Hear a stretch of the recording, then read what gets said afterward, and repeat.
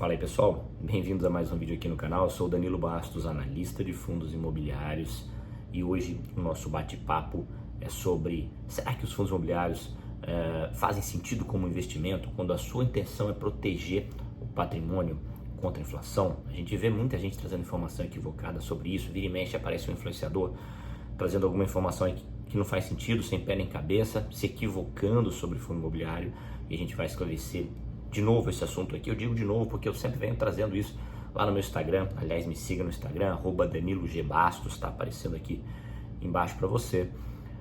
Já trouxe também alguns vídeos, tá? Então, quem já leu o material que eu escrevi, quem já viu alguns vídeos nossos, ou mesmo nos segue lá no Instagram, Twitter, etc., já viu eu comentando sobre esse assunto, tá? Vou trazer isso para vocês aqui de maneira bem objetiva, para matar todas as dúvidas, e isso não ser mais um motivo de preocupação ou mesmo de dúvidas para vocês. Antes da gente prosseguir, não se esquece de se inscrever aqui no canal, curtir esse vídeo, dar o seu like aí. Às vezes para você é mais um vídeo que você está vendo aí, passando seu tempo aqui no YouTube, mas pra gente é um trabalho, então é muito importante curtir, se inscrever, etc.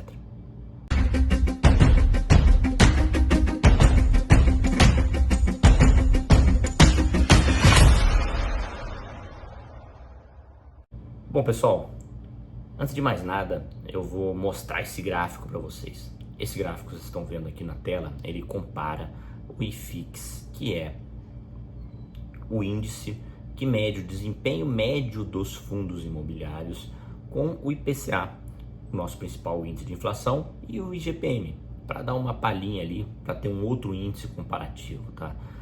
Esse gráfico é desde 2011, que é o período que a gente tem dados do IFIX, né? Os fundos imobiliários são mais antigos do que isso, mas a gente só tem o índice que mede aí o desempenho dos principais fundos mais negociados do mercado, não necessariamente os melhores, desde janeiro de 2011. A gente tem dados desde janeiro de 2011, tá? Então esse gráfico vem desse período, e vocês podem ver claramente aí que o IFIX, que representa a média do mercado de fundos imobiliários, ele tem um desempenho histórico melhor que o IPCA e tem um desempenho histórico melhor do que o IGPM, né?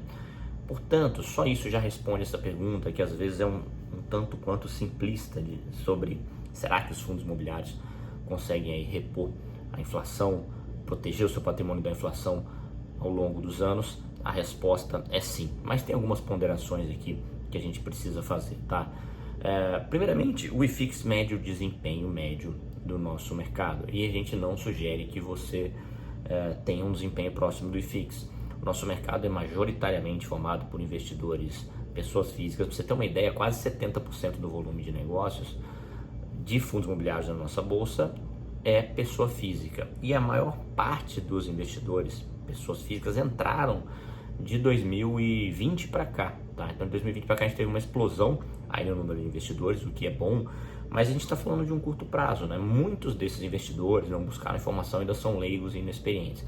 Quando a gente está falando do IFIX, desempenho médio do nosso mercado, a gente está falando do desempenho médio dessa galera.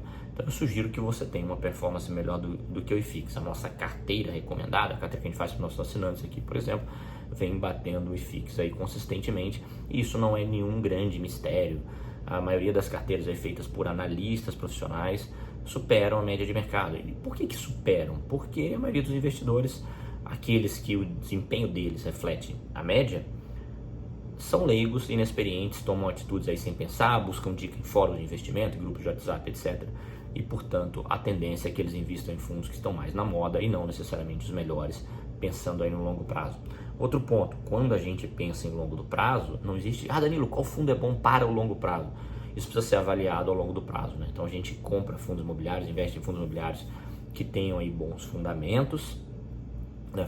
O que é ter bons fundamentos, boa capacidade de gerar renda, e a gente monitora isso ao longo do prazo para ter certeza que isso está sendo bom de fato, pensando em longo prazo, tá? Então isso é a primeira ponderação que eu quero fazer sobre o IFIX, quando a gente está comparando ali o IPCA, que é o nosso índice oficial de inflação, o IGPM, que veio junto aí para vocês terem um critério de comparação com o IFIX. Vocês veem que o IFIX supera, mas eu espero que vocês que estão aqui buscando conteúdo, buscando informação, superem o IFIX também ao longo dos meses e anos, tá? Outra coisa, é importante entender como que o fundo imobiliário ele vai trazer a inflação para você. Vai ser diferente no fundo de tijolo para o fundo de papel, tá? O fundo de papel investe em dívida imobiliária. Essas dívidas imobiliárias aí é basicamente CRI, tá? Certificado recebível imobiliário, e o investidor de um CRI, no caso o fundo imobiliário, né? O fundo imobiliário investe no CRI e a gente investe no fundo, tá? O CRI paga correção monetária mais juros, é um título de dívida normal. Então ele vai ter uma reposição mais imediata da inflação, tende a ter uma reposição mais imediata da inflação. Quando a gente pensa em tijolo, não é tão simples assim. Imóvel é investimento para o médio e longo prazo. Não é para você colocar em fundo imobiliário o dinheiro que você precisa para a semana que vem, para o mês que vem, para o ano que vem, para daqui a 2 anos. É para você colocar o dinheiro que está para o longo prazo, 7, 10 anos para frente. Tá? De preferência o dinheiro que você nunca pretenda resgatar. Você vai consumir só os dividendos dele. Beleza? Então, dito isso, entenda que a dinâmica no fundo de papel, como eu expliquei, título de dívida que vai pagar juros mais correção monetária, e no fundo de tijolo depende do contrato de aluguel. Então imagina que você tem um imóvel, uma laje corporativa, por exemplo, em um cenário onde existe muita vacância, muitas lajes iguais às suas aí vazias. Você não vai conseguir botar uma pressão no teu inquilino ali, independentemente de contrato. Claro que o contrato tem que ser respeitado, etc. Para o cara te pagar mais aluguel, para ele subir ali em função da inflação. Principalmente em contrato típico, né? Especialmente em contrato típico, porque o cara simplesmente vai devolver o imóvel e mudar ali para a laje de cima, de baixo do prédio da frente, etc. Quando o mercado tem uma vacância mais baixa, né? Menos espaços vagos, é mais fácil o proprietário fazer essa pressão no inquilino, né? Para que ele pague ali pelo menos a inflação do período e às vezes mais. Quanto que a vacância é alta ou baixa? Mais ou menos 10%, tá? E a gente observa isso no mercado de lajes, isso é muito nítido, a gente observa no mercado de galpões, etc. E é assim que funciona. Então, o fundo imobiliário de tijolo, que na verdade investe em imóveis físicos tradicionais, não vai repor a inflação de uma hora para outra. Ele vai repor ao longo dos meses e anos com o reajuste dos contratos. E o que mais? Bons imóveis e bem geridos tendem a valorizar ao longo dos meses e anos, tá?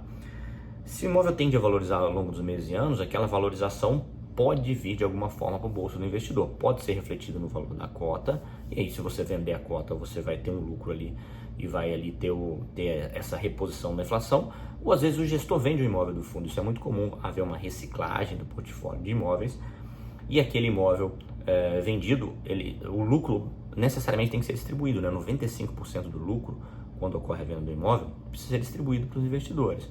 Portanto,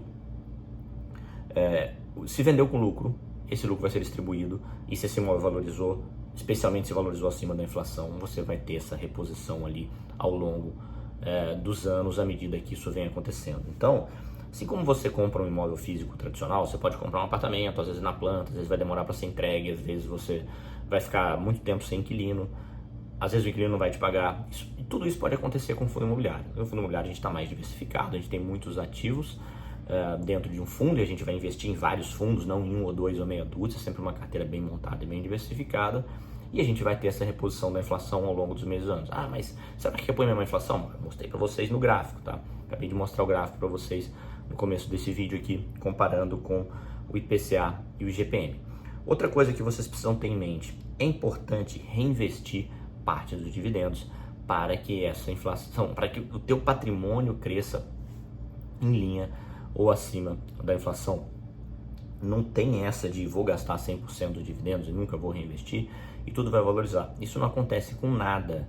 Se você é dentista, por exemplo, e você não reinvestir nem um centavo do que você ganha, o teu consultório, os equipamentos vão ficar velhos, obsoletos, o seu concorrente vai fazer congressos, especializações, vai se tornar um profissional melhor do que você, vai roubar os seus clientes e você não vai conseguir reajustar a sua consulta para cima.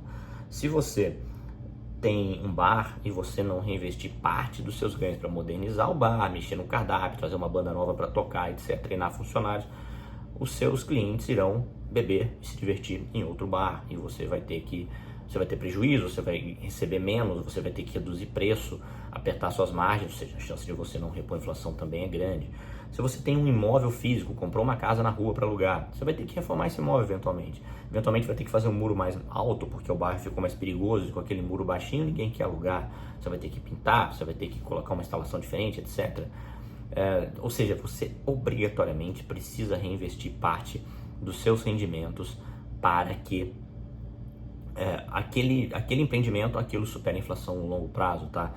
Fazendo um paralelo aí para vocês entenderem como funciona esse conceito de distribuição de fundo imobiliário com ações, e aí eu não estou falando aqui o que é melhor ou pior, eu sempre acho que o investidor tem que ter os dois na carteira.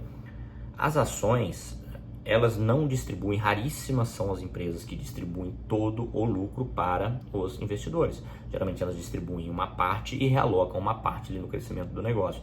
Os fundos imobiliários distribuem 95% do resultado, no mínimo, às vezes distribuem 100%. Ou seja, o reinvestimento que em uma ação, em uma empresa, geralmente fica por conta dos executivos da empresa para fazer os investimentos, no fundo imobiliário fica na sua mão como investidor e é sua obrigação reinvestir uma parte, tá?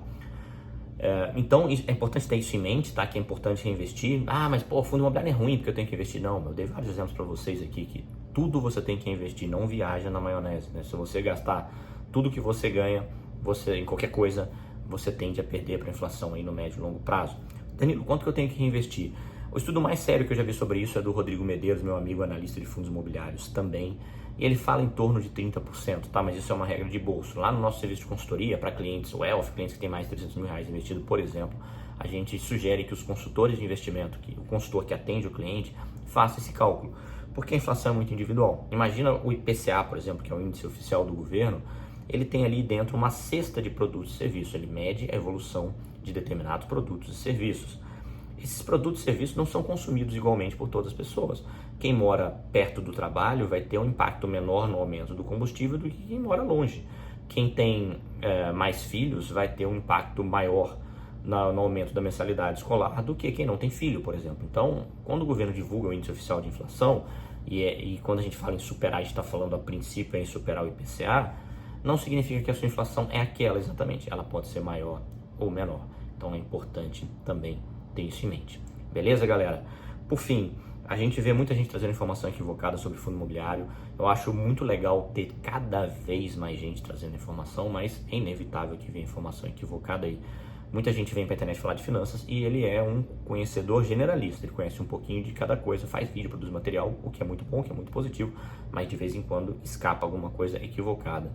Como o fundo imobiliário é algo relativamente recente, parece simples demais, e até é, mas para quem está disposto a estudar, a gente vê muita gente caindo de paraquedas nesse mercado, de falar de finanças na internet, e muita gente que conhece bem de outro produto, se metendo a falar sobre fundo imobiliário e acaba falando besteira.